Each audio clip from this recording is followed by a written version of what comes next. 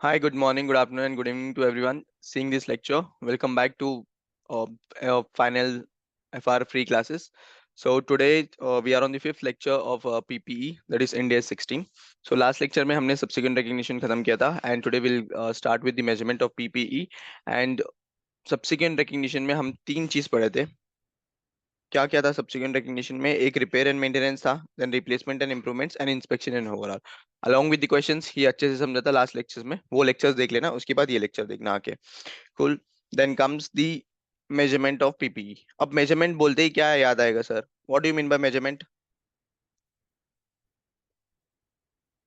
Measurement यानी क्या है? समझो यहाँ पे हमारा इनिशियल रिकग्निशन हो गया सर. देन सब्सिक्वेंट रिकग्निशन हो गया. देन लास्ट में ऑन 31st मार्च हम कौन से कॉस्ट में हमारे जो पीपीए बुक्स में प्रेजेंट करेंगे? समझा क्या बोल रहा हूँ? कि ऐसा कौन सा कॉस्ट में है कि कॉस्ट या रिवैल्यूएशन मॉडल, यानी यहाँ पे दो चीज है, एक कॉस्ट है और एक रिवैल्यूएशन मॉडल है. ठीक है. या तो कॉस्ट में दिखाएंगे बुक्स में, या फिर रिवैल्यूएशन मॉडल में. तो फिर इंड एस 16 जो है, दैट इज पीपीई, ये जो है ना दोनों मॉडल को अलाउ करता है. दोनों ही मॉडल अलाउड है इन इंडिया 16. अब कॉस्ट मॉडल क्या है सर? कॉस्ट मॉडल हम जो इंडिया 40 में पढ़े थे, इंडिया 40 में क्या पढ़े थे? कि कॉस्ट होगा जो भी, लेस करूंगा अक्यूमुलेटेड डेप्रिसिएशन. यस. लेस कर दूंगा इम्पेयरमेंट लॉस. इम्पेयरमेंट लॉस क्या है? याद है कुछ? जो भी अमाउंट आएगा ये मैं बुक्स में प्रेजेंट करूंगा. याद है इंडिया 40 का की कॉस्ट मॉडल क्या होता है? Simply will present on the cost, मतलब जो भी कॉस्ट है, कॉस्ट में से मैं अक्यूमुलेटेड डेप्रिसिएशन लेस कर दूंगा, और उसमें से अगर कोई भी इम्पेयरमेंट लॉस है वो भी लेस कर दूंगा, और बुक्स में प्रेजेंट करूंगा ये कॉस्ट में. बराबर. अब ये इम्पेयरमेंट लॉस याद है क्या? यस। बताओ. इम्पेयरमेंट लॉस क्या है?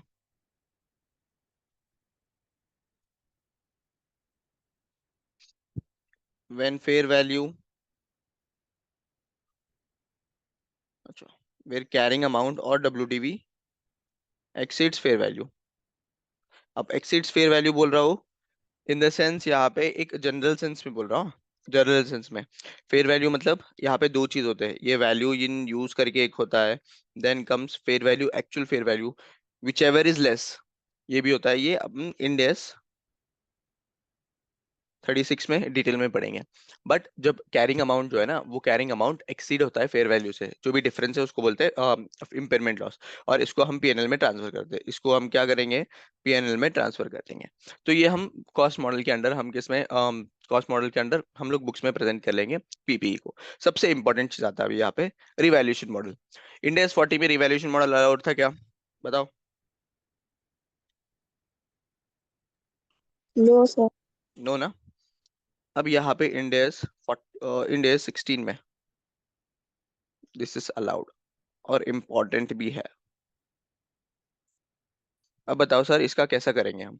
एग्जाम्पल लेते हैं पहले. एक मिनट, एक मिनट. हम्म, यहाँ पे आ जाओ. अब यहाँ पे समझो रिवैल्यूएशन है, एक होगा डाउनवर्ड रिवैल्यूएशन, एक होगा अपवर्ड रिवैल्यूएशन.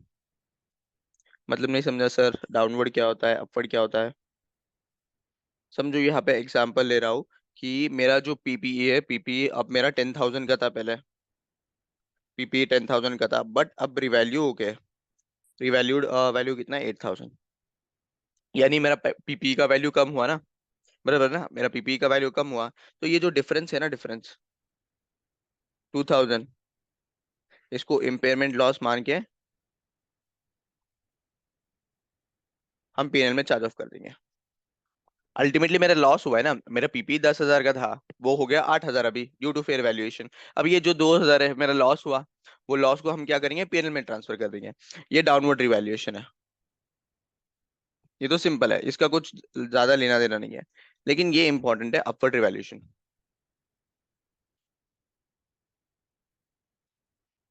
एक मिनट। ठीक है, अपवर्ड रिवैल्यूएशन क्या है सर? यहाँ पे एग्जाम्पल लेते हैं फिर से। 10,000 का था, अब मेरा रिवैल्यूड है 12,000। बराबर, यानी क्या हुआ, मेरा 10,000 का पहले एसेट था, अब जाके कितना हुआ, 12,000 हुआ। हम्म। तो इसको बोलते हैं अपवर्ड रिवैल्यूएशन। अपवर्ड रिवैल्यूएशन में क्या करेंगे हम, जो भी डिफरेंस है, अब डिफरेंस कितना है, 2,000 का डिफरेंस है। ये डिफरेंस हम क्या करेंगे, इसको रिवैल्यूएशन रिजर्व किस में ट्रांसफर करेंगे, रिवैल्यूएशन रिजर्व में ट्रांसफर करेंगे। किस में ट्रांसफर करेंगे, रिवैल्यूएशन रिजर्व। जब बस एक सिंपल सा जर्नल एंट्री बताओ, अगर मुझे रिवैल्यूएशन रिजर्व में ट्रांसफर करना है और मेरा अपवर्ड रिवैल्यूएशन हो रहा है, डिफरेंस का क्या एंट्री होगा बताओ, कुछ पता है? सिंपल लॉजिक लॉजिक लगा के, मेरा पीपीई का वैल्यू बढ़ेगा और दूसरा मेरा रिवैल्यूएशन रिजर्व में जाएगा, क्या होगा?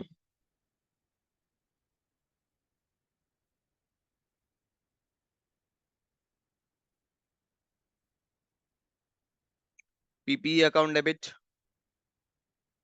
टू रिवैल्यूएशन रिजर्व, बस सिंपल। 2,000 एंड 2,000, राइट, यही होगा ना।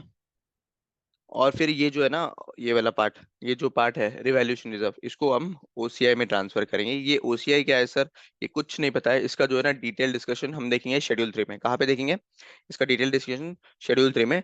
बस अभी इतना याद रखना कि जो भी रिवैल्यूएशन रिजर्व जाएगा वो ओसीआई में। ओसीआई क्या है सर, ये अदर कॉम्प्रिहेंसिव इनकम है। ये क्या है, अदर कॉम्प्रिहेंसिव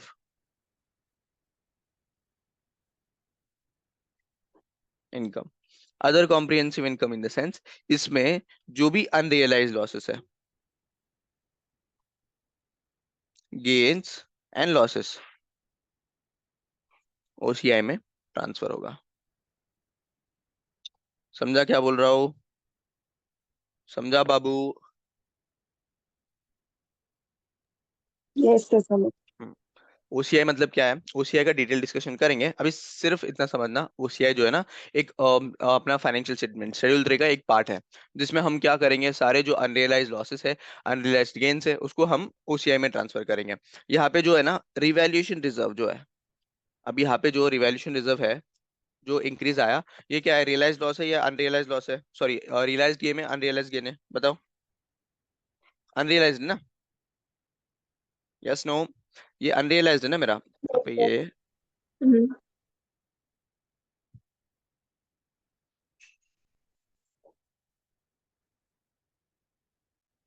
अनरियलाइज गेन है। तो अनरियलाइज गेन को हम क्या करेंगे, ओसीआई में ट्रांसफर करेंगे, ठीक है। अभी कौन से चीजें ओसीआई में आएंगे, शेड्यूल 3 में अच्छे से डिस्कशन करेंगे, वो अलग से चैप्टर है अपना। इतना पार्ट समझ गया? इसमें कुछ डाउट है? रिवैल्यूएशन में क्या होगा सर, दो चीजें हो गए रिवैल्यूएशन में। फर्स्ट थिंग, डाउनवर्ड रिवैल्यूएशन होगा एंड अपवर्ड रिवैल्यूएशन होगा। डाउनवर्ड रिवैल्यूएशन हुआ तो फिर इसको क्या मानेंगे हम, इम्पेयरमेंट लॉस मानेंगे, और इसको ट्रांसफर कर देंगे पीएनएल में, ठीक है, simple. Then comes upward revaluation. Upward revaluation क्या है सर, कि मेरा जो असेट है, असेट का वैल्यू से इंक्रीज होना, असेट का वैल्यू इंक्रीज होना। अब असेट का वैल्यू इंक्रीज हो गया इन द सेंस, यानी क्या, कि मेरा 10,000 का असेट था, वो बढ़ के हो गया 12,000। अब बढ़ के हो गया 12,000, जो 2,000 है ना, वो मेरा रिवैल्यूएशन गेन है। क्या है, रिवैल्यूएशन गेन है। तो इसका जर्नल एंट्री क्या होगा, PP account debit to revaluation surplus, right, PP account debit to revaluation surplus. और ये रिवैल्यूएशन रिजर्व जो है ना, वो ओसीआई में ट्रांसफर कर देंगे हम। Simple. Is there any doubt, यहाँ पे कुछ डाउट है? नो। आगे बढ़ते हैं।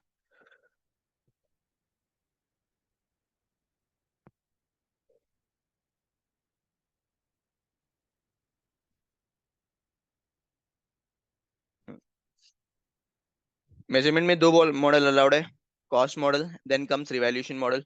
ठीक है, दो मॉडल है। कॉस्ट मॉडल ऑलरेडी हम इंडिया 40 में देखे थे। इसका प्रेजेंटेशन कैसा होगा, प्रेजेंटेशन होगा इसका,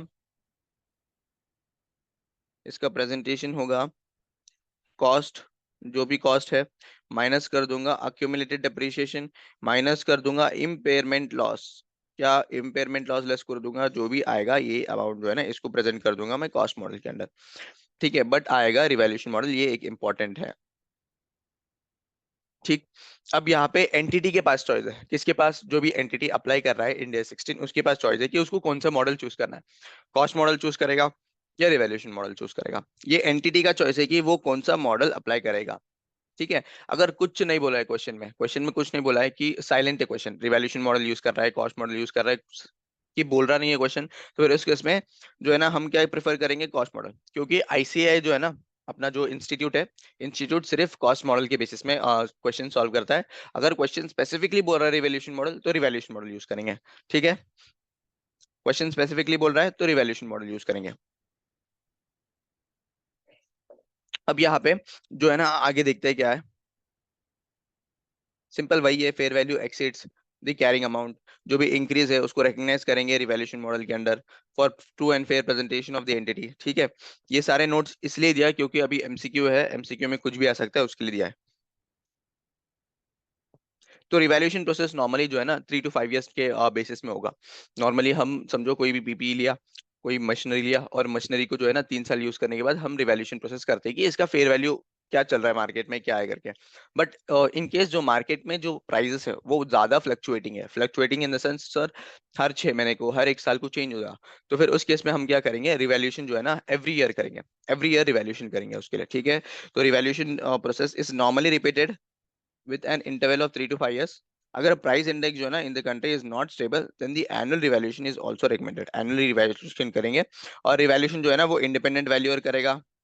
बराबर। अब जाके यहाँ पे देखो,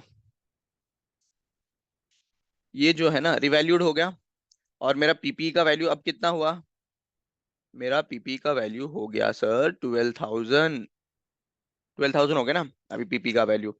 पहले कितना था, 10,000, अभी हो गया 12, तो फिर डेप्रिसिएशन किसके ऊपर कैलकुलेट करेंगे, रिवाइज्ड डेप्रिसिएशन कैलकुलेट करेंगे ऑन रिवाइज्ड कैरिंग अमाउंट जो है 12,000। ठीक है, जो भी रिवाइज्ड कैरिंग अमाउंट है उसके ऊपर डेप्रिसिएशन कैलकुलेट करेंगे। इतना क्लियर है यहाँ तक, कुछ डाउट है इसमें, समझ गया सर, चलो आगे। हम्म। yes, यहाँ पे ओसीआई में ट्रांसफर कर देंगे और रिवाइज्ड जो डेप्रिसिएशन है रिवाइज्ड कैरिंग अमाउंट के ऊपर करेंगे। नेक्स्ट थिंग आता है यहाँ पे, सर यहाँ पे डेप्रिसिएशन चार्ज कर दिया हमने, जो ये रिवैल्यूएशन रिजर्व है जो ना, रिवैल्यूएशन रिजर्व, इसका क्या होगा, जो 2,000 है ना, 2,000 मेरा यहाँ पे रिवैल्यूएशन में पड़ा है, रिवैल्यूएशन रिजर्व में। ठीक है, अब डिप्रिसिएशन जैसे चार्ज करेंगे हम, year on year depreciation charge करेंगे, सिमिलरली प्रोपोर्शनेट अमाउंट जो है ना रिवैल्यूएशन रिजर्व से निकाल के, रिवैल्यूएशन रिजर्व से निकाल के हम क्या करेंगे, इसको हम ट्रांसफर कर देंगे रिटेन अर्निंग्स में। रिटेन अर्निंग्स पता है, हम्म, नहीं पता है सर, तो फिर ये शेड्यूल 3 में फिर से पढ़ेंगे अच्छे से। ठीक है, तो क्या करेंगे हम, जो 2,000 है मेरा, समझो यहाँ पे डिप्रिसिएशन यूजफुल लाइफ है 5 years। ठीक है, अब 5 years के बेसिस में डिप्रिसिएशन कैलकुलेट करके बताओ कितना आएगा मुझे 12,000 के ऊपर, डिप्रिसिएशन कैलकुलेट करो, 2,400 आएगा, 2,400। yes, हाँ, अब रिवैल्यूएशन रिजर्व को भी क्या करना पड़ेगा, रिवैल्यूएशन रिजर्व में कितना है मेरा, आरआर में, आरआर में मेरा 2,000 है, डिवाइडेड बाय 5 years, तो कितना आएगा 400।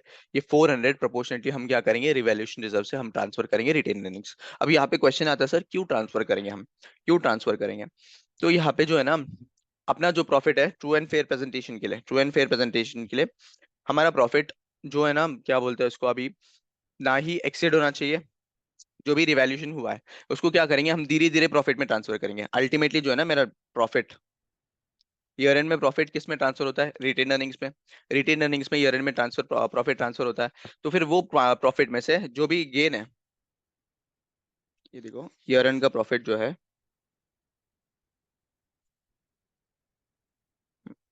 प्रॉफिट लास्ट में ईयर एंड में किस में ट्रांसफर होता है, ये जाता है सर रिटेन्ड अर्निंग्स में।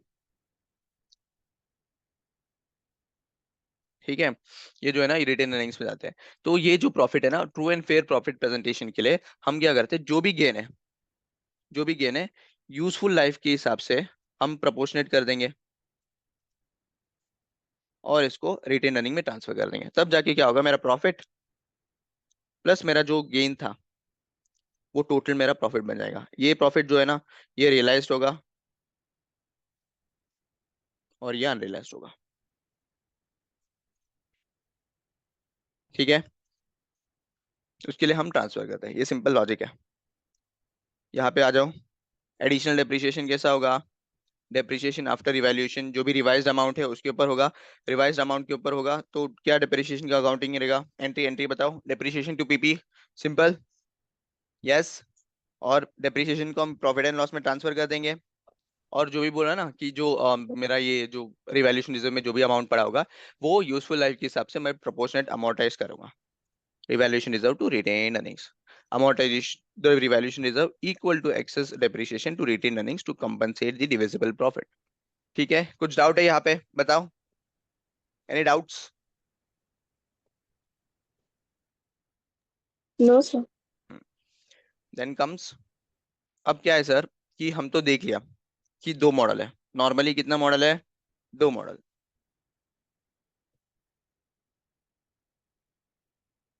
एक है कॉस्ट मॉडल, एक है revaluation model,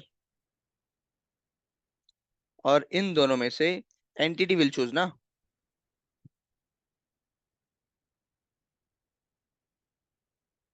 choose the model, entity will be choose the model, मतलब एंटिटी चूज करेगा कि उसको कॉस्ट मॉडल अप्लाई करना है या फिर रिवैल्यूएशन मॉडल।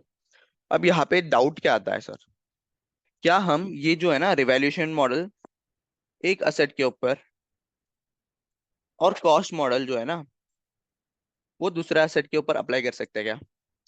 इशू क्या है यहाँ पे कि रिवैल्यूएशन मॉडल जो है वो एक असेट के ऊपर अप्लाई कर सकते हैं और कॉस्ट मॉडल एक असेट के ऊपर, अलग अलग असेट के ऊपर। समझो यहाँ पे मेरा लैंड एंड बिल्डिंग है, लैंड एंड बिल्डिंग है, देन कम्स और यहाँ पे है मेरा मशीनरी है, कुछ मशीनरी है। लैंड एंड बिल्डिंग जो है ना इसके ऊपर मैं क्या करूंगा, रिवैल्यूएशन मॉडल अप्लाई कर सकता हूँ क्या सर? और देन मशीनरी जो है इसके ऊपर कॉस्ट मॉडल अप्लाई कर सकता हूँ क्या? ये दोनों मुझे एक डाउट था कि लैंड एंड बिल्डिंग में अप्लाई कर सकता हो क्या या कॉस्ट मॉडल में अप्लाई कर सकते हो क्या। यहाँ पे फिर इंडिया 16 ने जो है ना क्लैरिफिकेशन दिया, इंडिया 16 ने क्या क्लैरिफिकेशन दिया सर कि ये जो रिवैल्यूएशन मॉडल है एंड कॉस्ट मॉडल है can be applied to different class of assets. मतलब क्या, नहीं समझा?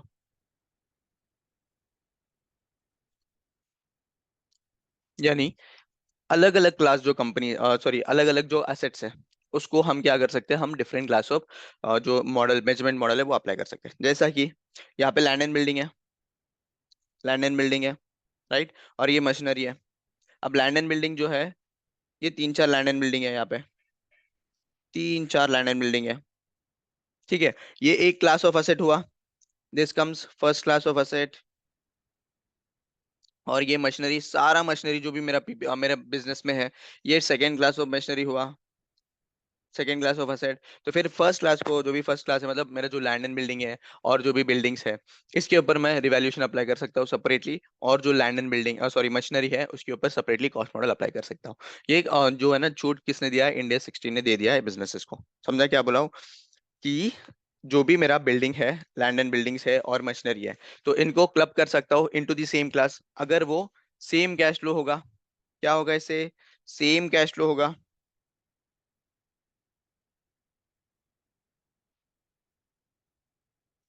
ये होगा same cash flow, similar nature of asset है, सेम कैश फ्लो होगा, सिमिलर नेचर ऑफ असेट है।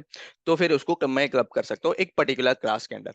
अब ये पर्टिकुलर क्लास ऑफ असेट्स के ऊपर मैं क्या करूंगा, मेरे हिसाब से रिवैल्यूएशन मॉडल लगाना है तो रिवैल्यूएशन लगाऊंगा, या फिर कॉस्ट मॉडल लगाना है तो कॉस्ट मॉडल लगा दूंगा। Is that clear? कुछ डाउट है इसमें? यानी क्या कि मैं अलग अलग असेट्स को अलग अलग मॉडल लगा सकता हूँ डिफरेंटली।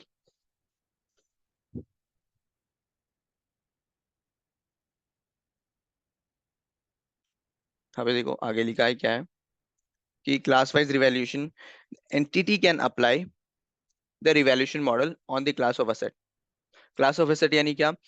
एक पर्टिकुलर क्लास ऑफ एसेट, समझो लैंड एंड बिल्डिंग हो गया, जो उसमें क्या क्या आ गया, लैंड एंड बिल्डिंग में फैक्ट्री हुआ, फिर उसके बाद ऑफिस एंड एडमिनिस्ट्रेशन स्टाफ हुआ।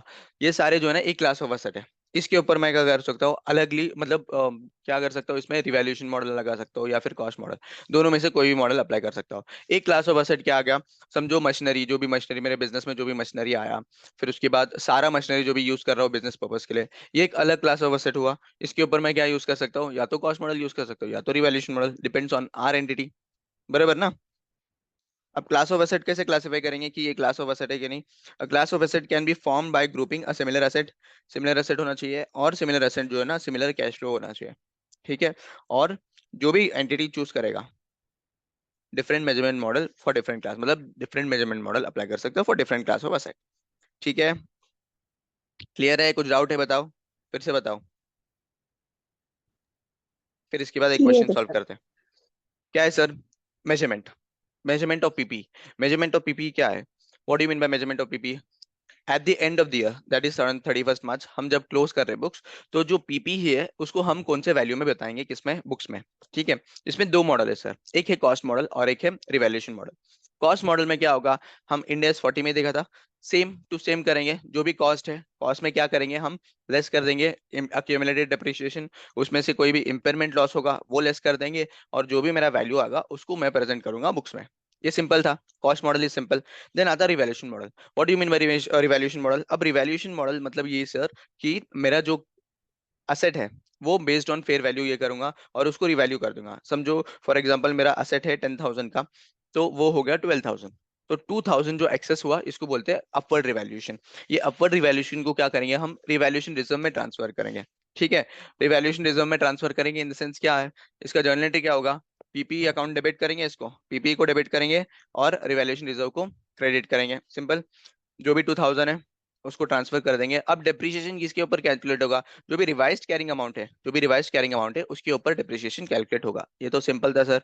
अब ये जो 2,000 जो एडिशनल अमाउंट है ना, एडिशनल अमाउंट, इसको रिवैल्यूएशन रिजर्व में ट्रांसफर कर दिया। उसके बाद ये रिवैल्यूएशन रिजर्व जो है ना 2,000, इसको हम for the purpose of divisible profit यानी प्रॉपर प्रॉफिट देखने के लिए हम क्या करेंगे, based on the useful life of the PP, क्या based on the useful life of PP हम क्या करेंगे, उसको रिटेन अर्निंग में ट्रांसफर करते जाएंगे। ये सिंपल है सर, वेरी इंपॉर्टेंट था ये। फिर उसके बाद अब आगे क्या था सर, जो फेयर वैल्यू है वो इंडिपेंडेंट वैल्यूअर करना होगा। देन रिवैल्यूएशन 3 से 5 साल, अगर मार्केट का रेट जो है ना वो फ्लक्चुएट होता रहेगा तो फिर हम क्या करेंगे, एनुअली हम उसको रिवैल्यूएशन करेंगे। Simple. Then come class wise. तो यहाँ पे इंड एस 16 क्या बोल रहा है सर कि अगर दो क्लास ऑफ असेट है, समझो लैंड एंड बिल्डिंग एक क्लास है, मशीनरीज एक क्लास है, मतलब जो भी मशीनरी है पीपीई मशीनरी, और लैंड एंड बिल्डिंग अलग है, तो फिर लैंड एंड बिल्डिंग के ऊपर मैं अलग भी लगा सकता हूँ, दैट इज कॉस्ट मॉडल और रिवैल्यूएशन मॉडल कोई भी अप्लाई कर सकता हूँ, और इसके ऊपर अलग लगा सकता हूँ। समझो for example land and building के ऊपर रिवैल्यूएशन लगा लिया, तो फिर मशीनरी के ऊपर कॉस्ट लगा सकता हूँ। ऐसा कंपल्सन नहीं कि रिवैल्यूएशन नहीं लगाना है। तो ये क्लास ऑफ असेट होना। ठीक है। Is that clear? आ जाओ क्वेश्चन में जाते हैं।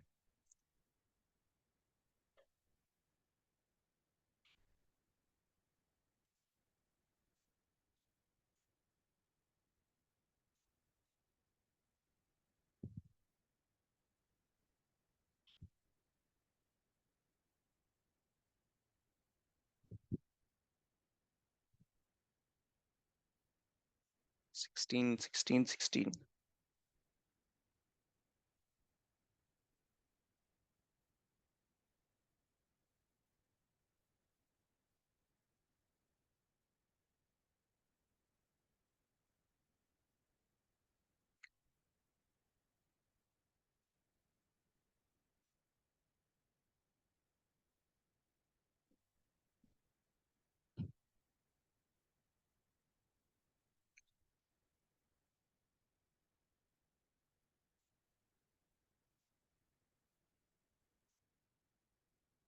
यहाँ पे क्वेश्चन नंबर लिखा होगा ना मैंने,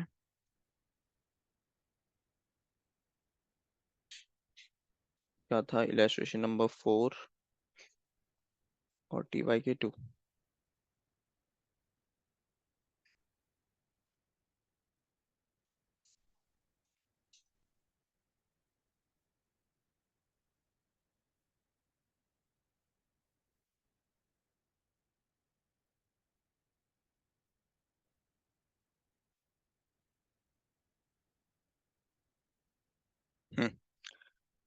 ये क्वेश्चन रीड करना, क्वेश्चन नंबर 2।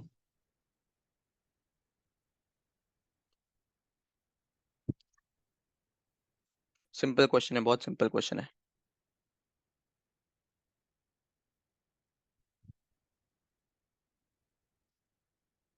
रीड करने के बाद once you are done please confirm.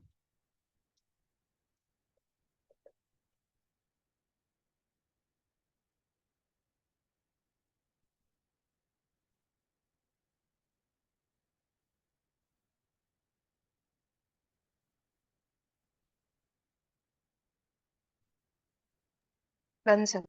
Done. Question क्या बोल रहा है, प्यार से रीड करो इसको।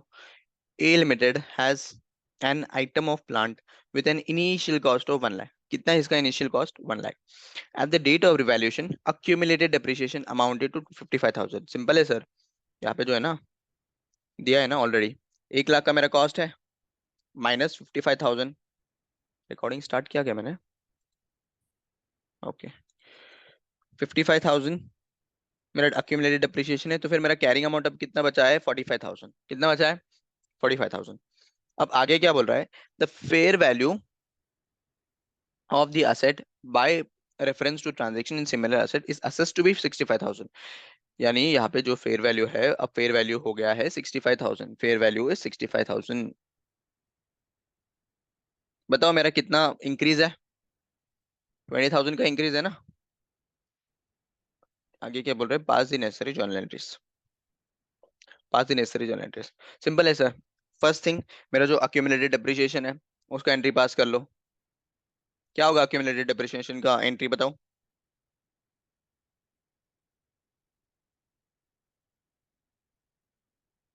यस बताओ। डेप्रिसिएशन का एंट्री, जर्नल एंट्री।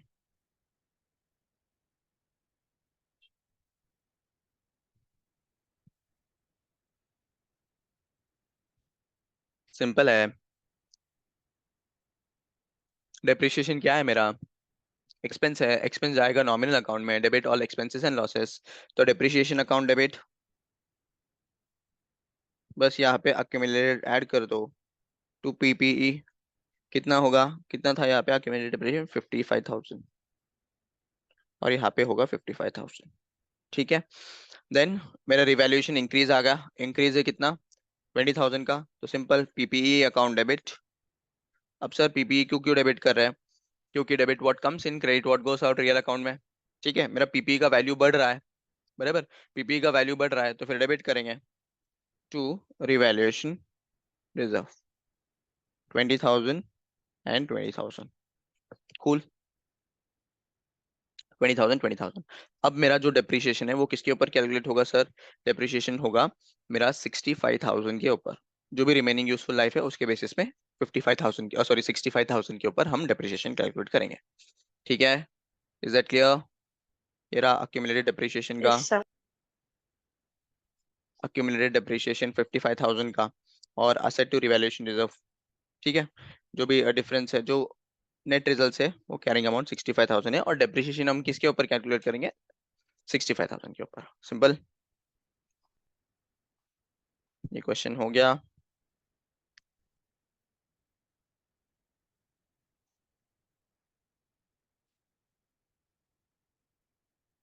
अच्छा, ये एक बार रीड कर लेना, क्वेश्चन फॉर नंबर 4। ये भी बहुत सिंपल क्वेश्चन है, एक बार रीड कर लेना। रीड करने के बाद कंफर्म करना।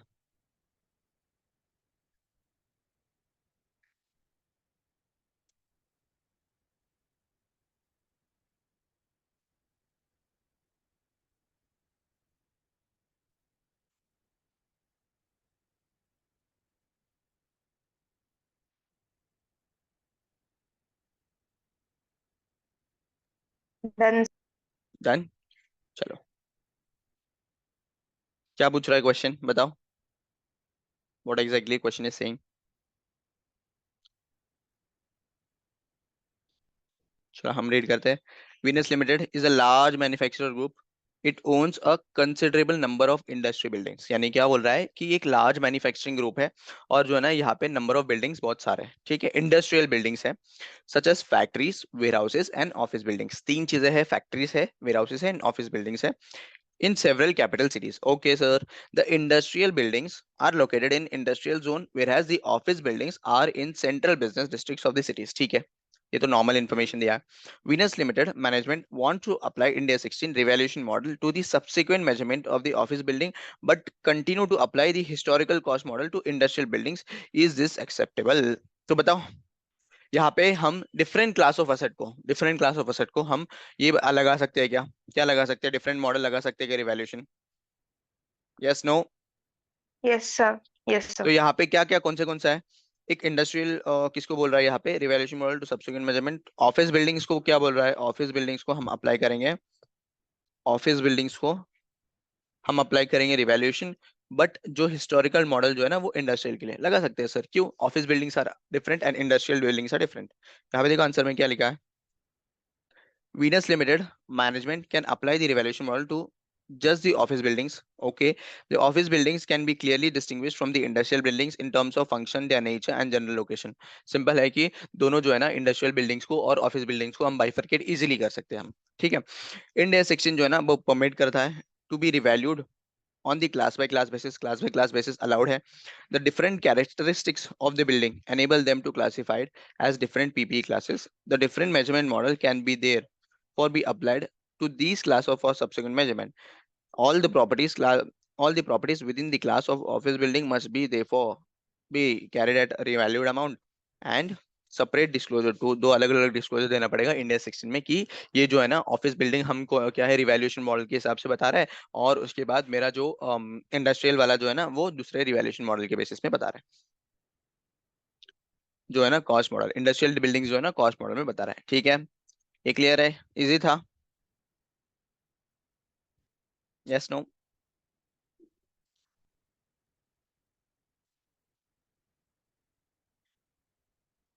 चलो ये भी क्वेश्चन रीड कर लो एक बार. Yes, sir. इसका सेकेंड पार्ट करना है हमें, बट ये क्वेश्चन रीड कर लो. इसका फर्स्ट पार्ट कर लेते हैं हम, जो है ना सिंपल वाला पार्ट है. एक बार रीड कर लो. कैसे मक्खन जैसे जा रहा है? इजी इजी लग रहा है ना सर? मजा आ रहा है? छोटा छोटा है ना?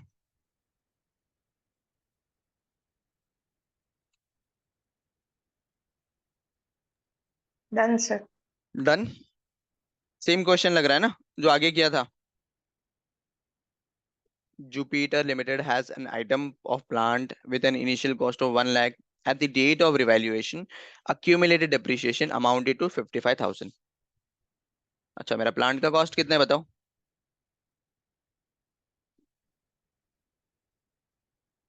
ये है 1 लाख का. फिर उसके बाद accumulated depreciation है मेरा 55,000 का.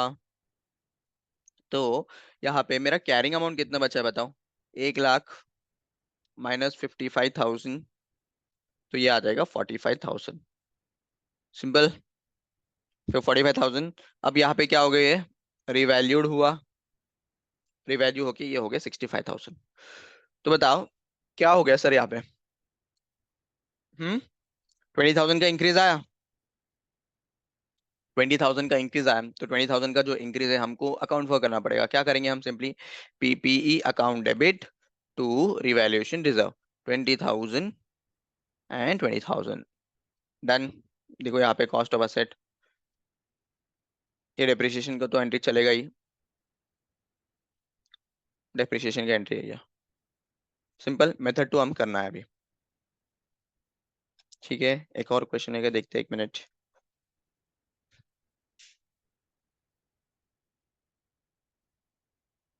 अच्छा, ये क्वेश्चन एक बार रीड कर लो. क्वेश्चन नंबर 5, इलस्ट्रेशन वाला 5. ये हम ब्रेक के बाद करते हैं सॉल्व. एक बार रीड कर लो, रीड करके बताओ.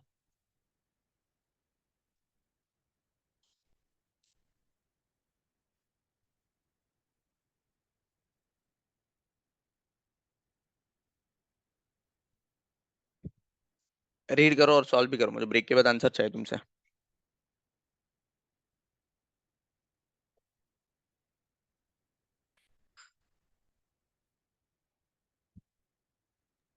Done, sir. डन. ठीक है, ये एक बार ब्रेक में सॉल्व कर लेना रफली. रफली सॉल्व करो और मुझे बता देना कि क्या क्या अमाउंट आएगा. ठीक है, और न्यू सेशन निकाल के ग्रुप में भेज देना.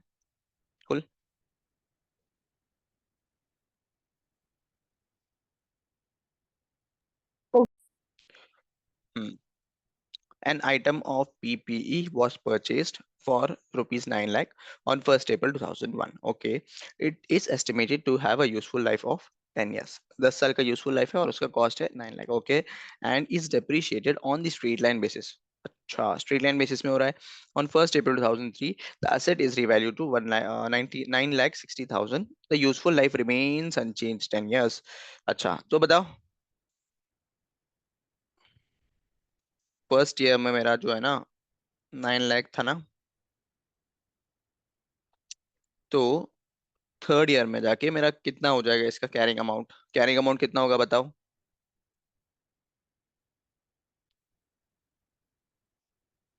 थर्ड ईयर में 7,20,000. कैरिंग अमाउंट, डेप्रिसिएशन नहीं बोल रहा हूँ. 7 लाख कितना बोला था? फिर से एक बार. 7,20,000. ओके, 7 लाख 20,000. थर्ड ईयर में रिवैल्यूड अमाउंट कितना है बताओ? रिवैल्यूड अमाउंट कितना है मेरा थर्ड ईयर में? 9 लाख 60. तो यहाँ पे रिवैल्यूएशन रिजर्व में कितना जाएगा? 2 लाख 40, राइट? Yes, sir. ये है ना 2 लाख 40. तो इसका जर्नल एंट्री क्या होगा बताओ? Journal entry would be PPE account debit to revaluation reserve 2 lakh 40 और 2 लाख 40. सिंपल था यहाँ पे. यहाँ तक सिंपल था. कुछ डाउट है यहाँ पे? नहीं ना? तो अब आगे क्या करेंगे हम? आगे क्या करेंगे? डेप्रिसिएशन किसके बेसिस में कैलकुलेट होगा? डेप्रिसिएशन कैलकुलेट होगा बेस्ड ऑन 9 लाख 60. 9 लाख 60. अब रिमेनिंग यूजफुल लाइफ भी देखना है ना मुझे. कितना साल बचा है? अब कितना साल बचा है रिमेनिंग यूजफुल लाइफ? 10 ईयर्स पहले था, बराबर. फिर उसके बाद 1 अप्रैल 2001 2 हो गया फर्स्ट ईयर. फिर उसके बाद 2 3 हो गया सेकेंड ईयर. 2 साल खत्म हो गया, 8 साल बचा है. तो डेप्रिसिएशन कितना, यूजफुल लाइफ अभी कितना बचा है? 8 साल. तो डेप्रिसिएशन 8 साल के हिसाब से कैलकुलेट करके बताओ कितना आता है? 9 लाख 60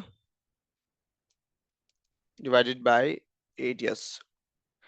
मेरा रिवाइज्ड डेप्रिसिएशन होगा मेरा 1 लाख 20, राइट? Yes, sir. और अब क्या करेंगे हम? जो रिवैल्यूएशन रिजर्व है कितना है ये वाला, इसको हमारा रिमेनिंग यूजफुल लाइफ जो है उसके बेसिस पे हम ये अमोर्टाइज कर देंगे किसमें? रिटेन अर्निंग में. 2 लाख 40 डिवाइडेड बाई 8, यानी 30,000 में क्या करना पड़ेगा मुझे? रिवैल्यूएशन रिजर्व से उठा के मुझे ट्रांसफर करना पड़ेगा रिटेन अर्निंग्स में. 30,000, 30,000. सिंपल. अच्छा, सिर्फ यहाँ पे ये एंट्री दिया है. तो revaluation reserve 30,000 and retain earnings इतना 30,000. ठीक है. और मेरा जो डेप्रिसिएशन कितना आया था मेरा? 1 लाख 20 आया था ना.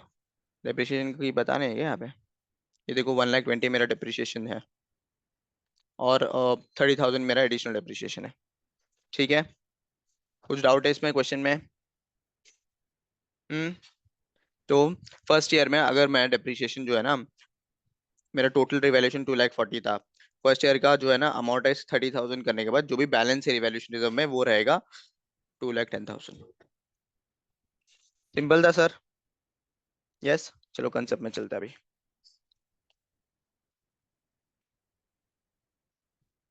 ये हो गया sir measurement model. Measurement model दो मॉडल है. Cost, revaluation. रिवैल्यूएशन का भी समझ लिया हमने. Upward revaluation, downward revaluation. Downward revaluation PNL में जाएगा, अपवर्ड रिवैल्यूएशन रिवैल्यूएशन रिजर्व में जाएगा. ठीक है.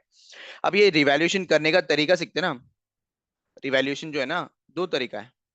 जो प्रेजेंट करने का तरीका जो है ना, methods of presentation at the time of revaluation.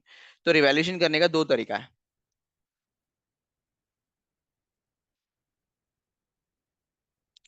First is direct method. Direct method क्या है? अब तक जो कर रहे थे हम वो डायरेक्ट मेथड है.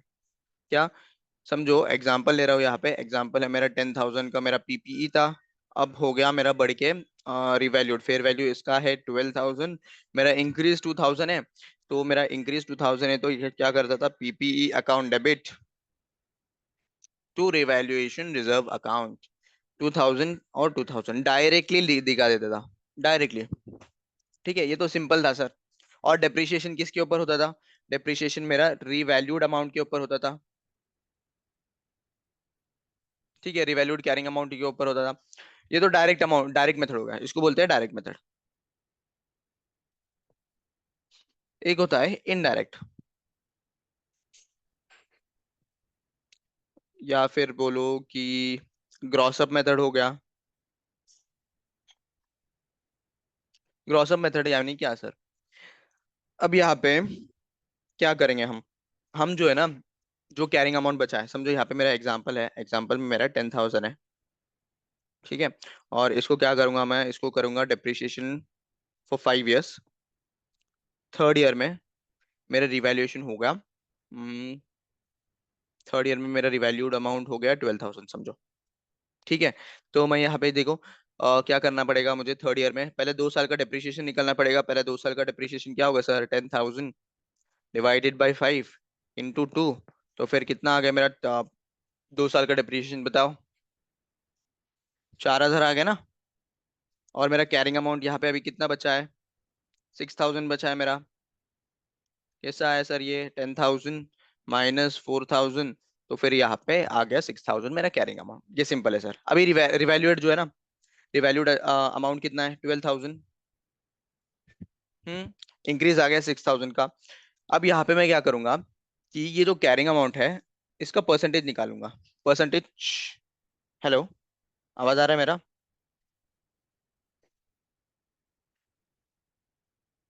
Yes, sir. हम्म, अब इसका क्या करूंगा, मैं परसेंटेज निकलूंगा। परसेंटेज कैसे निकलूंगा? 6,000 मेरा कैरिंग अमाउंट है। ओरिजिनल कॉस्ट कितना था? ओरिजिनल ओरिजिनल मेरा 10,000 था ना। 10,000, तो कितना आ गया ये? इंटू 100%, 60% आ गया।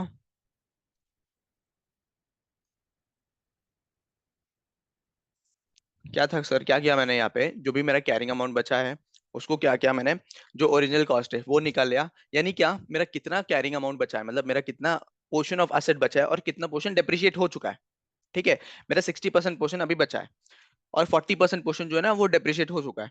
अब यहाँ पे क्या करूंगा, जो फेयर वैल्यू है, फेयर वैल्यू 12,000 है ना, उसको मैं ये 60% अप्लाई कर दूंगा। तो जब 60% अप्लाई करूंगा, डिवाइड करूंगा, तो मुझे ओरिजिनल कॉस्ट पता चलेगा। क्या पता चलेगा सर? ओरिजिनल कॉस्ट रिवैल्यू करने के बाद 12,000 डिवाइडेड बाई 60%, तो यहाँ पे आ गया 20,000। यस, कितना है यहाँ पे? 20,000। क्या करा, समझा क्या तुमको? क्या करा, समझा क्या? ओरिजिनल कॉस्ट आएगा। अब रिवैल्यूएशन कितना हुआ? रिवैल्यूएशन कितना हुआ?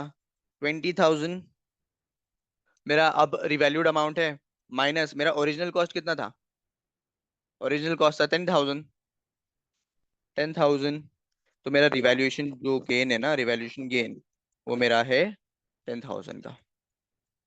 कितना है मेरा? 10,000 का। नहीं समझा सर, नहीं समझा, फिर से एक बार, फिर से एक बार, क्या था? Gross up method. एक तो डायरेक्ट मेथड है, बहुत सिंपल है डायरेक्ट मेथड। डायरेक्ट मेथड क्या करेंगे हम, डायरेक्टली क्या करेंगे, जो भी अमाउंट आएगा मेरा रिवैल्यूएशन वाला, उसको डायरेक्टली रिवैल्यूएशन रिजर्व में ट्रांसफर कर देंगे।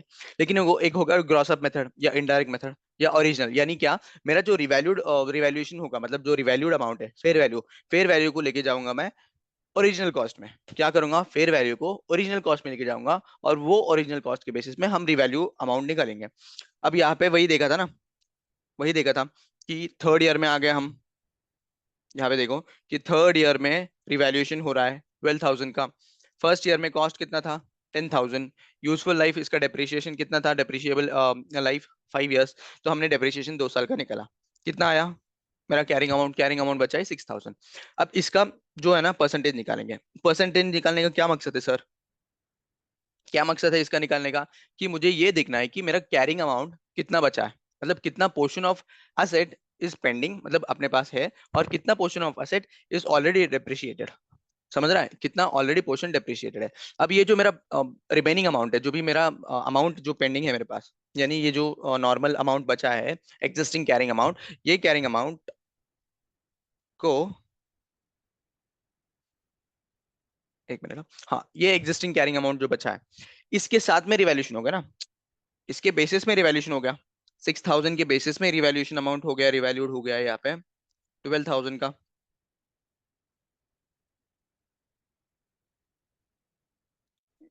इसके प्रोपोर्शनेट में 12,000 मेरा रिवैल्यूएशन अमाउंट हुआ है ना। तो मैं क्या करता हूँ कि ये जो रिवैल्यूड अमाउंट है यानी 12,000 को ओरिजिनल कॉस्ट में लेके आऊंगा। क्या? 12,000 को ओरिजिनल कॉस्ट कैसे लेके आऊंगा सर? जो भी परसेंटेज निकला मैंने उसको अप्लाई कर दूंगा, यहाँ पे डिवाइड कर दूंगा। इससे डिवाइड करने से मुझे ओरिजिनल कॉस्ट मिल जाएगा। अब ये जो रिवैल्यूड ओरिजिनल कॉस्ट है उससे कंपेयर करूंगा मेरा एग्जिस्टिंग ओरिजिनल कॉस्ट। तो फिर रिवैल्यूड ओरिजिनल कॉस्ट है 20,000 और एग्जिस्टिंग ओरिजिनल कॉस्ट है 10,000, तो फिर मेरा एक्चुअल रिवैल्यूएशन जो है ये 10,000 है। क्लियर है? ये कुछ डाउट है इसमें?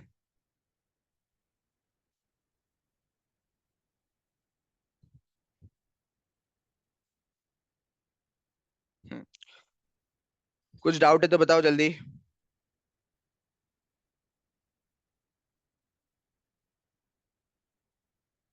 अब यहाँ पे जर्नल एंट्री क्या करेंगे sir? Journal entry PPE account debit कितना ओवरऑल ये था मेरा इंक्रीज 10,000 का था। ओवरऑल इंक्रीज 10,000 का था। टू टू क्या आएगा? रिवैल्यूएशन रिजर्व, बराबर। रिवैल्यूएशन रिजर्व कितना आएगा बताओ? मेरा आवाज आ रहा है ना? आवाज ऑडियो वीडियो क्लियर है ना?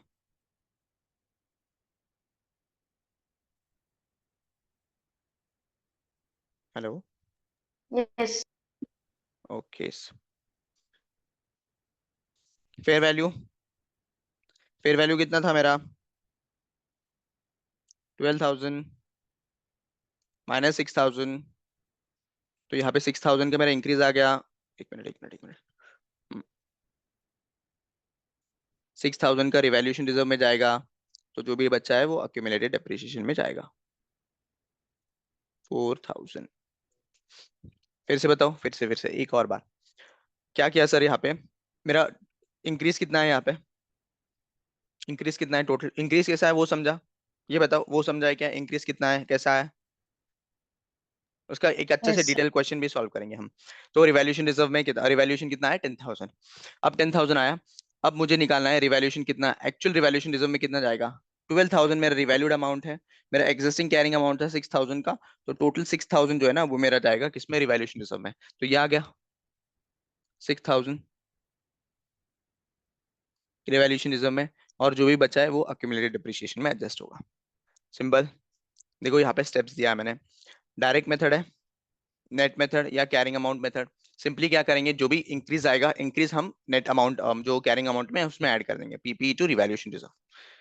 मेरा वीडियो अटक रहा है क्या?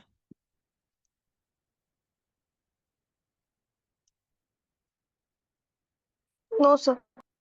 No sir. ओके। देन आएगा ओरिजिनल मेथड, ग्रॉस मेथड और indirect method. Okay. Grossing up करेंगे यहाँ पे, और ग्रॉसिंग अप क्या नहीं किया सर, एग्जिस्टिंग डब्ल्यू जो भी है उसको एग्जिस्टिंग ओरिजिनल कैरिंग अमाउंट से मल्टीप्लाई कर देंगे, तो फिर यहाँ पे मुझे परसेंटेज आएगा। एग्जिस्टिंग कैरिंग अमाउंट जो है ना, एग्जिस्टिंग कैरिंग अमाउंट का परसेंटेज आएगा। ठीक है। अब ये एग्जिस्टिंग कैरिंग अमाउंट का जो परसेंटेज है वो अप्लाई कर दूंगा मेरा पी फेयर वैल्यू के ऊपर। Fair value divide by percentage, तो मेरा रिवाइज्ड ओरिजिनल कॉस्ट आ जाएगा। अब रिवाइज्ड ओरिजिनल कॉस्ट को मैं किससे कंपेयर करूंगा? एग्जिस्टिंग से। एग्जिस्टिंग ओरिजिनल कॉस्ट से ये जो है ना, एग्जिस्टिंग ओरिजिनल कॉस्ट से मल्टीप्लाई कर दूंगा, सॉरी कंपेयर करूंगा। जब कंपेयर करूंगा जो भी डिफरेंस आएगा वो मेरा एक्चुअल रिवैल्यूएशन है, एक्चुअल रिवैल्यूएशन है। तो उसका आ जाएगा PP account debit to revaluation reserve, जो भी डिफरेंस है वो जाएगा अक्यूमुलेटेड डेप्रिसिएशन। ठीक है, इसका क्वेश्चन करते हैं अभी। और इसका क्वेश्चन नंबर, इलस्ट्रेशन नंबर 3।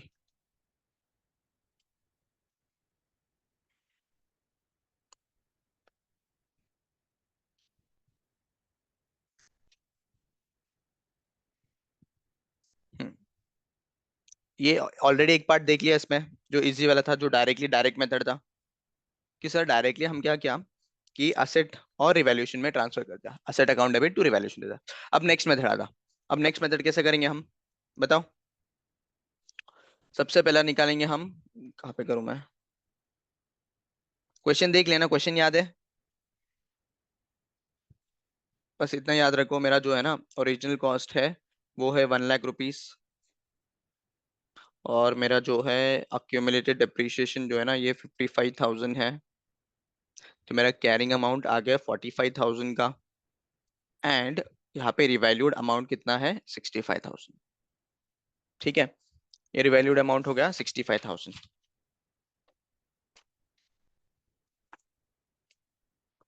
चलो अब देखते हैं आगे।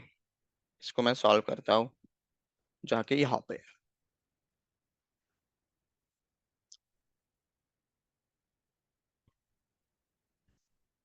कौन सा क्वेश्चन है? Illustration number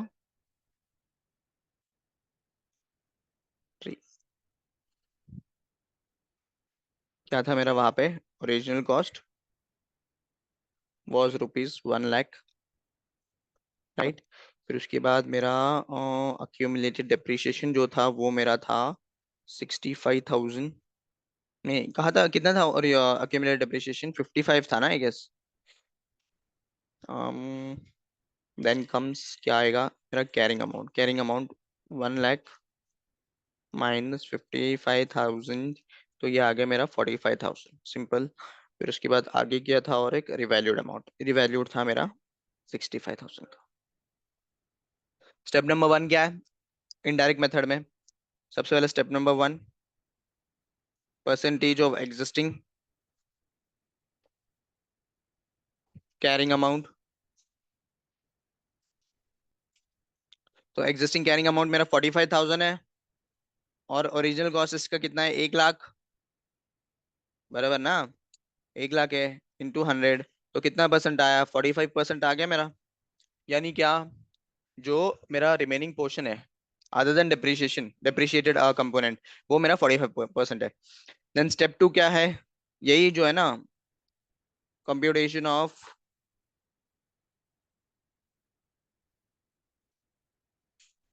original fair value based on existing percentage.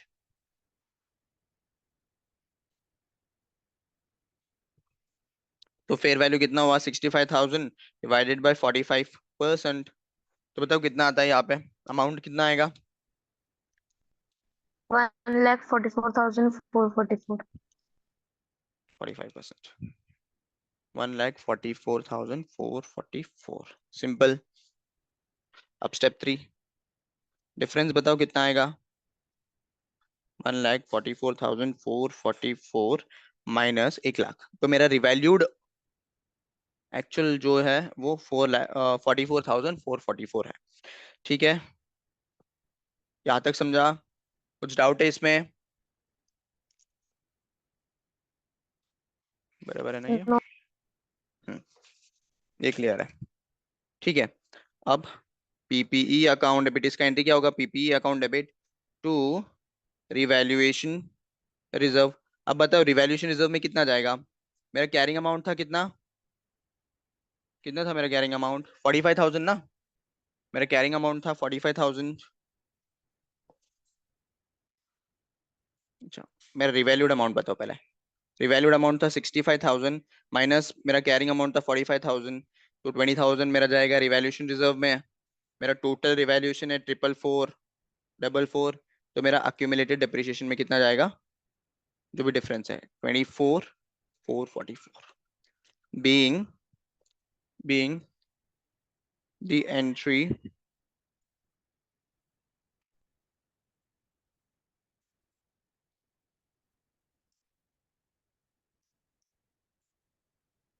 Simple. कुछ डाउट है इसमें? कुछ नहीं, स्टार्टिंग में क्या किया सर मैंने? ये एग्जिस्ट। पीपी अकाउंट को हम हम्म 44,444 से क्यों डेबिट कर रहे हैं? क्योंकि इतना है ना, मेरा इंक्रीज जो है वो इतना है 444 से। एक्चुअल इंक्रीज मेरा टोटल कॉस्ट कितना था पहले? 1,00,000, 1,00,000 था। अब रिवैल्यू होने के बाद कितना हुआ? 1,44,000, बराबर। तो 1,44,000 माइनस 1,00,000 करूंगा, तो फिर मेरा नेट इंक्रीज कितना है? नेट इंक्रीज 444 है ना, 44444 का है, तो उसके लिए इसके लिए डेबिट किया इससे। तो इसका अगर तुमको कंप्यूटेशन चाहिए तो यहाँ पे 1,44,444 माइनस 1,00,000 मेरा ओरिजिनल कॉस्ट। ठीक है, एक और क्वेश्चन देखते हैं इसके ऊपर।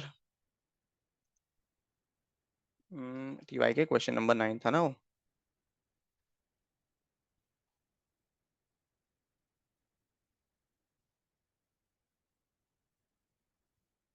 Question number 9। हाँ, ये इंपॉर्टेंट क्वेश्चन है, आप समझ लो इसको। एक बार ये क्वेश्चन देख लो तो बाकी का क्वेश्चन देखने की जरूरत नहीं, मतलब जो ये रिवैल्यूएशन वाला पार्ट है ना, एक बार रीड कर लो क्वेश्चन को एक बार अच्छे से। Question number 9। Question number 9।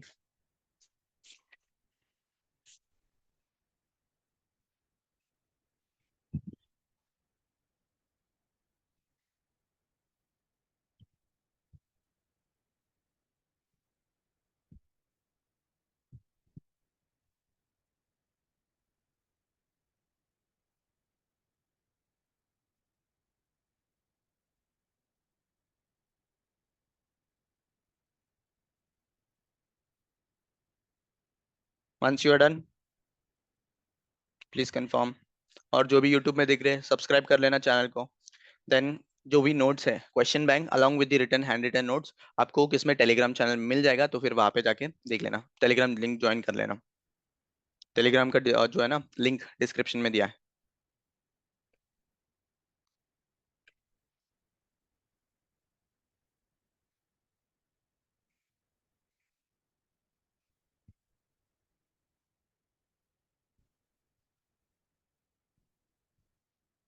Done reading.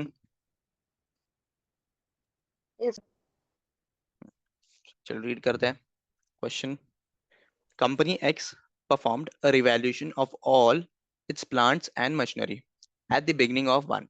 ठीक है, the following information relates to the machinery. Okay, the gross carrying amount कितना है 200, accumulated depreciation मेरा जो है ना वो 80 है, वो भी स्ट्रेट लाइन मेथड से कर रहा है, एंड नेट कैरिंग अमाउंट है 150, और रिवैल्यूड अमाउंट कितना है, फेयर वैल्यू 150। ठीक है, useful life of the machinery is 10 years and the company uses the straight line method of depreciation. The revaluation was performed 8 years में, मतलब सॉरी 4 इयर्स में। तो फिर यहाँ पे क्या मुझे समझ रहा है कि 80 मेरा डिप्रिसिएशन था, बराबर, और 4 साल के लिए ये किया था, तो फिर मेरा 20 हो गया ना डिप्रिसिएशन। या फिर मैं डायरेक्टली ये करूँ 200 डिवाइडेड बाई 10, तो फिर मेरा डिप्रिसिएशन 20 हो गया।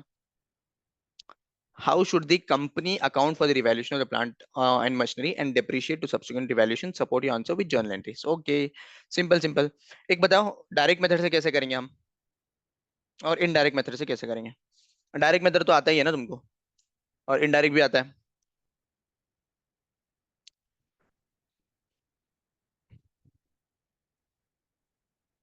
बताओ।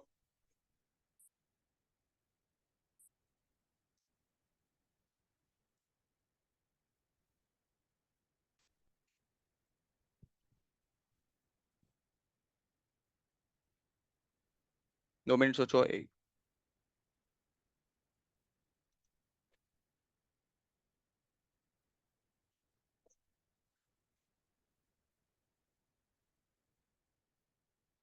सॉल्व करे क्या, या फिर रुको, बताओ तुम लोग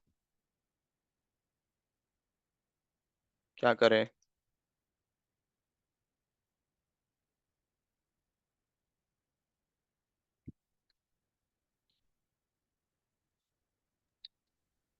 सर नेट कैरिंग अमाउंट 120 है और फेयर वैल्यू 150 है, तो फिर रिवैल्यूएशन 30 का होगा। 30 का फिर उसको होगा। रिवैल्यूएशन रिजर्व में। 30 होगा, हम डायरेक्ट हाँ। मेथड में डायरेक्टली क्या कर देंगे, PPE account debit 30 to revaluation. समझ रहा है ना तुमको, कुछ डाउट है क्या। Yes sir. रिस्पॉन्स दे दो जल्दी फटाफट। ठीक है, तो फिर ये हो गया मेरा डायरेक्ट मेथड में। अब इनडायरेक्ट मेथड का बताओ मुझे, कि इनडायरेक्ट मेथड में क्या करेंगे हम। इनडायरेक्ट मेथड में क्या करेंगे, तो मेरे पास ऑलरेडी कैरिंग अमाउंट है मेरा 20 डिवाइडेड बाय 200। तो 20 डिवाइडेड बाय 200 कितना है, 120 डिवाइडेड बाय 200, 60%। ये 60% को उठा के मैं किसको लगाऊंगा, इसको, फेयर वैल्यू को। तो फेयर वैल्यू को कितना आ गया, 150 डिवाइडेड बाय 60%। तो 150 डिवाइडेड बाय 60% इज रुपीज 250। ठीक है, तो फिर मेरा यहाँ पे फेयर वैल्यू आ गया 250। फेयर वैल्यू जो है माइनस एग्जिस्टिंग कॉस्ट कितना है, तो 250 माइनस मेरा एग्जिस्टिंग कॉस्ट था 200, यहाँ पे आ गया 50 मेरा। एक्चुअल रिवैल्यूएशन कितना है इसका सॉल्व करेंगे, बस यहाँ पे एक ये करे मतलब एक ओवरव्यू ले लेते हैं। 50 आ गया मेरा। ठीक है, तो अभी यहाँ पे जर्नल एंट्री क्या होगा, simple, PPE account debit. Net increase कितना है मेरा, 50 आ गया ना। डेबिट।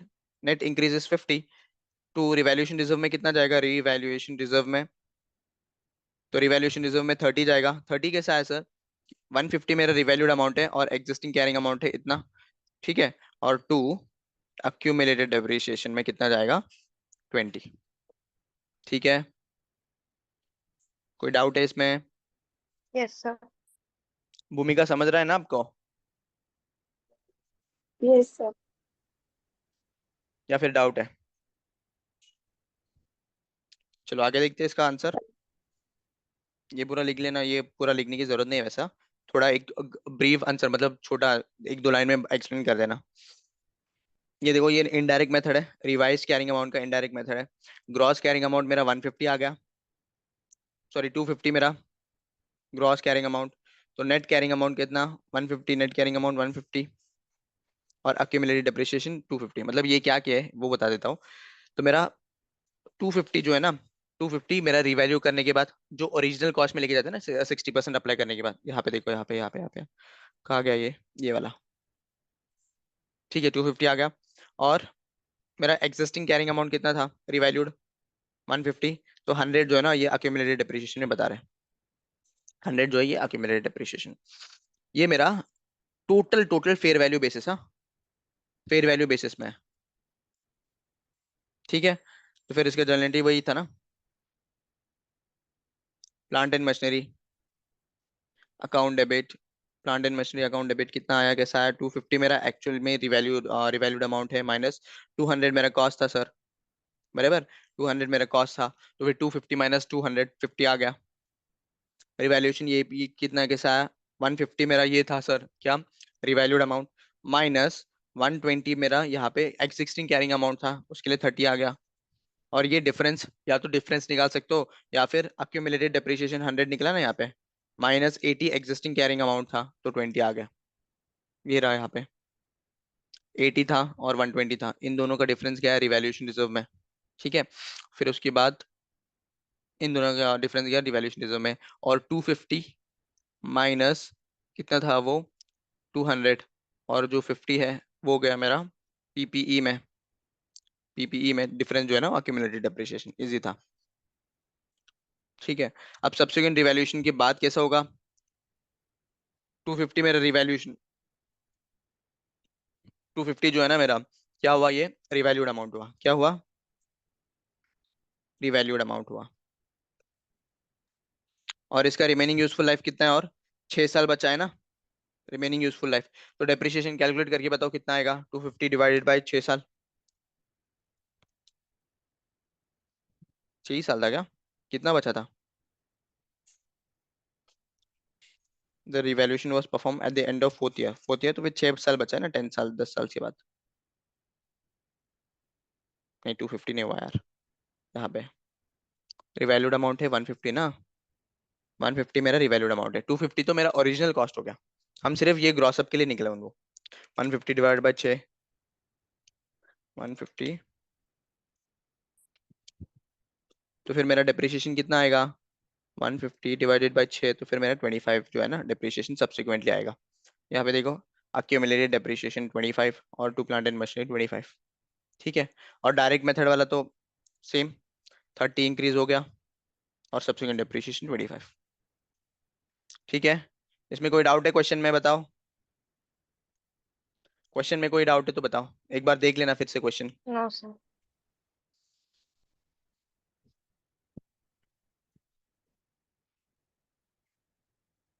एक बार अच्छे से देख लो क्वेश्चन, और कोई क्वेश्चन है क्या, देखता हूँ मैं।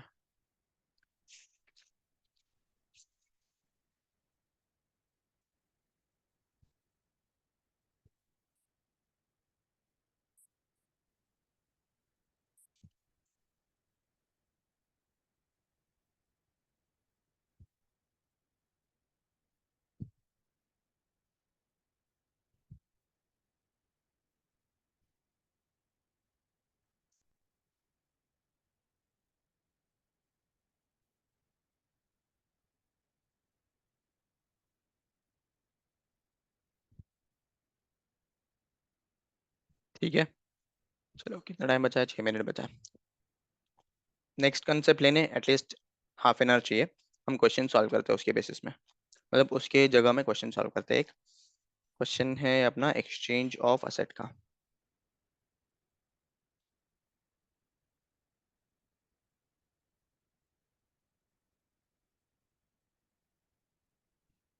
ये क्वेश्चन रीड कर लो।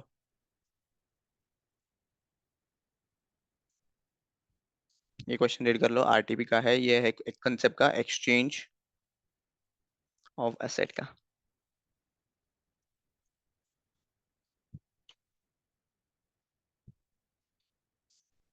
एक्सचेंज ऑफ एसेट का क्वेश्चन है, रीड कर लो।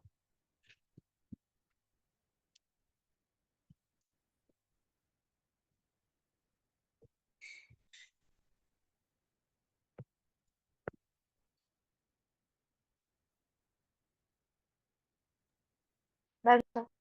जानना क्या था? Entity X has a warehouse which is closer to the factory of entity Y. यानी जो है ना, एंटिटी एक्स का जो फैक्ट्री है, एंटिटी एक्स और एंटिटी वाई दोनों पास पास में रहे, एंड वाइस वर्सा। तो factory are located in the same vicinity, मतलब सेम लोकेलिटी में। ठीक है। The entity X and Y agree to exchange their warehouses. Okay sir, warehouses change करने।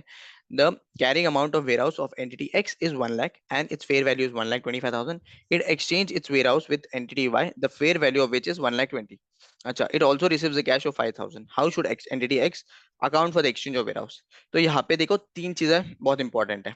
पहले चीज, फैक्ट्रीज जो है ना दोनों आसपास है। ठीक है। देन सेकेंड चीज, जो एक्सचेंज कर रहे हैं वो सेम असेट एक्सचेंज कर रहे हैं। क्या एक्सचेंज कर रहे हैं यहाँ पे? एक्सचेंज कर रहे हैं वेयर हाउसेस। ठीक है, एक वेयर हाउस के अगेंस्ट दूसरा वेयर हाउस। ठीक है। देन नेक्स्ट चीज, जो इसका फेयर वैल्यू है 1,25,000 है और 1,20,000 है, तो इनका कैश फ्लोज जो भी है ना वो भी सिमिलर टू है, ज्यादा डिफरेंस नहीं है।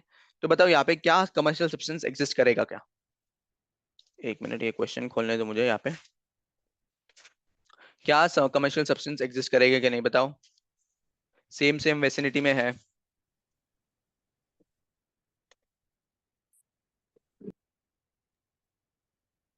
करेगा। क्यों? बताओ। फेयर वैल्यू डिफरेंट है दोनों की। क्या क्या? फेयर वैल्यू डिफरेंट है ना दोनों की। Fair value different in the sense, significant difference होना चाहिए। जैसे लास्ट टाइम मैं एग्जांपल दिया था 30 lakhs का, और तो हो रहा है 50 lakhs का एक्सचेंज। और असेट भी डिफरेंट होना चाहिए यहाँ पे, हाँ, असेट भी डिफरेंट होना हम्म। चाहिए। और हम एक्सचेंज कर रहे हैं तो फर्क पड़ना चाहिए दोनों को। यहाँ पे एंटिटी एक्स और एंटिटी वाई जो है ना, एंटिटी एक्स और entity Y same same asset exchange कर रहे हैं। वेयर हाउस के बदले में वेयर हाउस, और सेम लोकेलिटी में, एक ही लोकेलिटी में है, बराबर। सेम लोकेलिटी में है, लोकेलिटी सेम है। और फिर उसके बाद इसका फेयर वैल्यू जो है ना, फेयर वैल्यू सिमिलर टू है 1,25,000 एंड 1,20,000। ठीक है। तो इस केस में जो है ना कमर्शियल सब्सटेंस एग्जिस्ट नहीं करेगा, क्योंकि सेम वेसिनिटी में, सबसे पहला रीजन है सेम वेसिनिटी है। क्यों? सेम सेम एसेट एक्सचेंज कर रहे हैं, सेम सेम एक्सचेंज कर रहे हैं, तो फिर यहाँ पे कमर्शियल सब्सटेंस एग्जिस्ट नहीं करेगा। ये क्वेश्चन आंसर रीड कर लो एक बार और खत्म कर दो इसको। और अगर कमर्शियल सब्सटेंस एग्जिस्ट नहीं करता, ये एक बात है, अगर कमर्शियल सब्सटेंस एग्जिस्ट नहीं करेगा तो फिर उस केस में हम WDV या फिर carrying amount of given up में रिकॉर्ड करेंगे। ये बताया था ना मैंने, इसको रिकॉर्ड करेंगे। ठीक है। आंसर देख के खत्म करो इसको फटाफट, देख लो आंसर।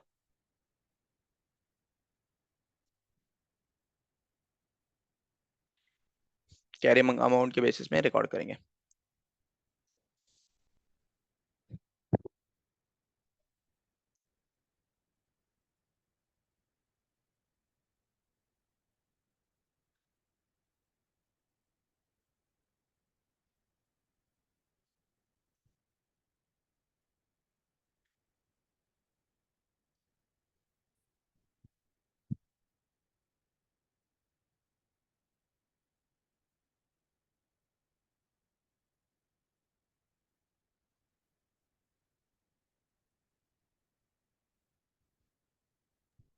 सर ये आपको बोला है ₹5,000 will be deducted from the cost of PPE। कौन सा? ये क्यों होगा? लास्ट लाइन में बोला है। 5,000 रिसीव कर रहे हैं ना कैश में, यहाँ पे कैश रिसीव हो रहा है, हम WDV में रिकॉर्ड करेंगे बराबर। तो एंट्री क्या होगा इसका बताओ, WDV में इन्वेस्टमेंट प्रॉपर्टी अकाउंट डेबिट, एक मिनट, इन्वेस्टमेंट प्रॉपर्टी नहीं ना, ये पीपी है ना, sorry sorry sorry sorry, PP account debit. तो यहाँ पे कौन रिसीव कर रहा है, क्या दे रहा है यहाँ पे क्वेश्चन में, इट ऑल्सो रिसीव्स, कौन रिसीव कर रहा है, x, entity, entity x. Entity x receive कर रहा है, okay. PP account debit, cash account debit, एक मिनट, यहाँ पे it also receives A cash of 5000, how should the entity x,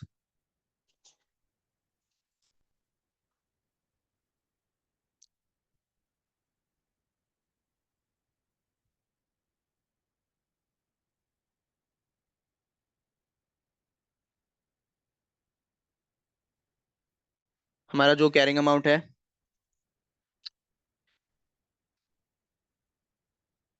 PPP आ रहा है, पीपीई टू हमारा पीपी जा रहा है, पीपी इन द सेंस जो भी असेट है वो जा रहा है। असेट कितने का जा रहा है, मेरा एसेट का कैरिंग अमाउंट कितना है, 1 लाख बराबर।